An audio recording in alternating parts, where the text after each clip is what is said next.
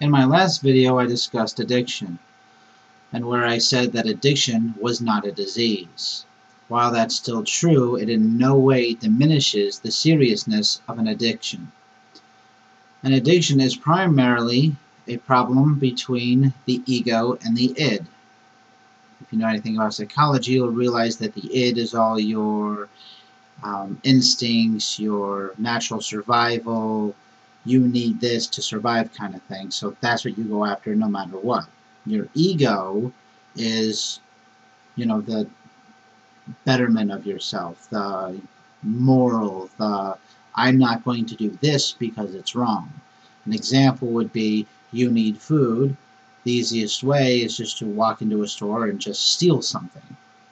Because you need it, you need to get it, you need to obtain it whatever way.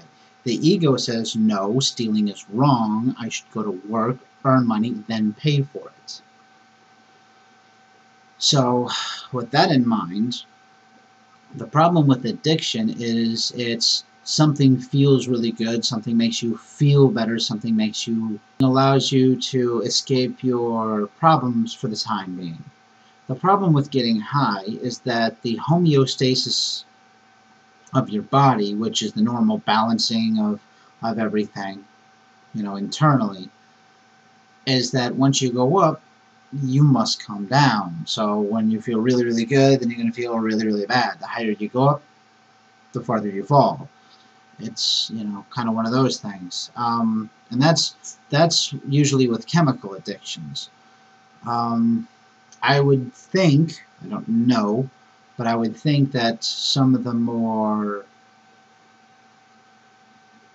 survival addictions, like when people are addicted to food, addicted to sex, addicted, to things along those natures, that those would actually be harder to fight and control.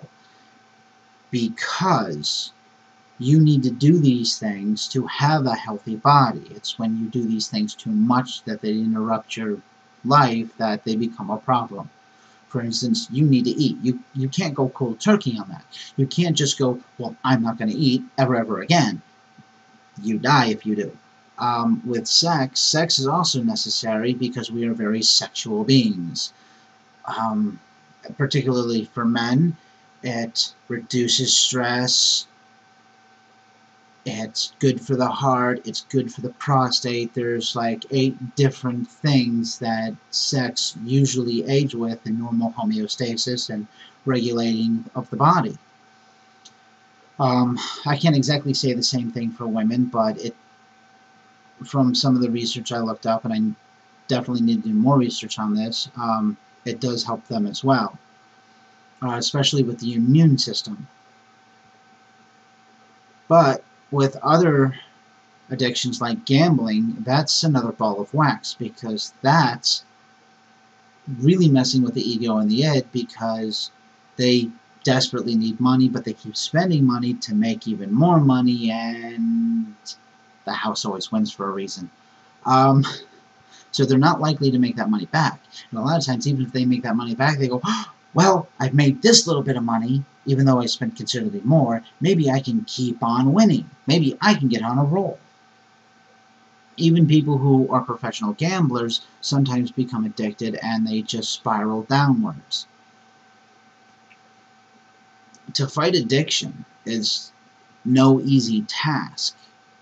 But when you're talking about chemical addictions like alcohol or marijuana or other such things, the trick is really to acknowledge that these things are harming you. It's not to give your will up to some other being. I'm sorry, but 12 steps are completely ass backwards and how you should go about this. First of all, they say you have to admit that you're powerless. Well, no, you're not powerless. Addiction is a choice. There's no disease that instantly puts alcohol in your hand and forces you to drink it. It doesn't work that way. But that discussion was last time. What I'm focusing on here is, 1, you need to admit that, 1, there's a problem.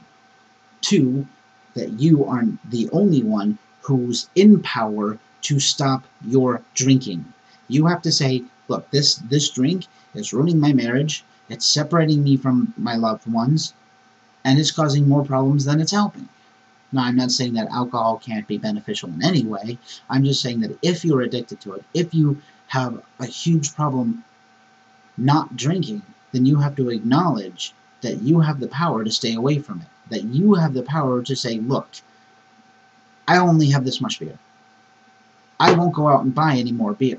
I'll have someone, throw the rest out or do something or help you along those lines. But it's ultimately up to you whether or not you drink. Whether you're sneaking it or whatever. You have to say, look, my life is shit because of the drink. The drink makes me feel better about my life, but it's still shit.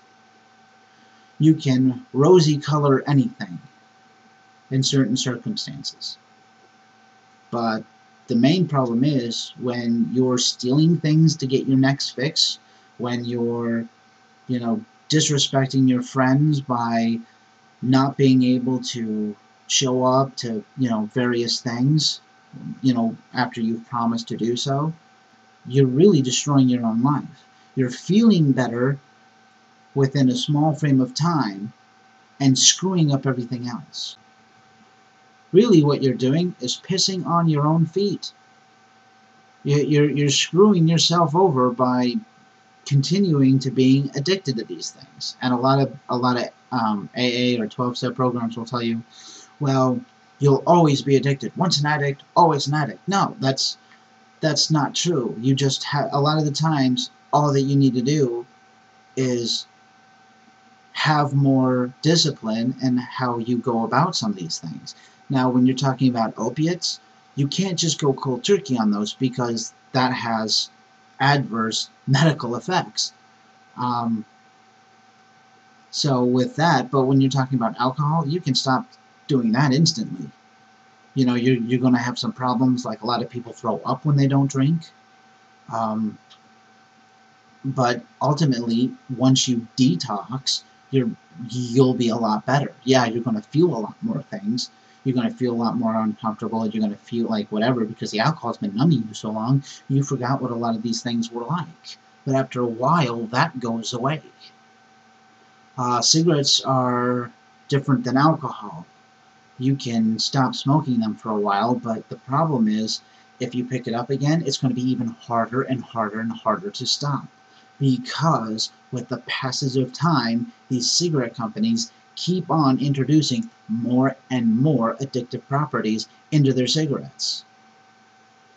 Within the span of just 10 years, even the smallest amount that was added to all cigarettes was 28%.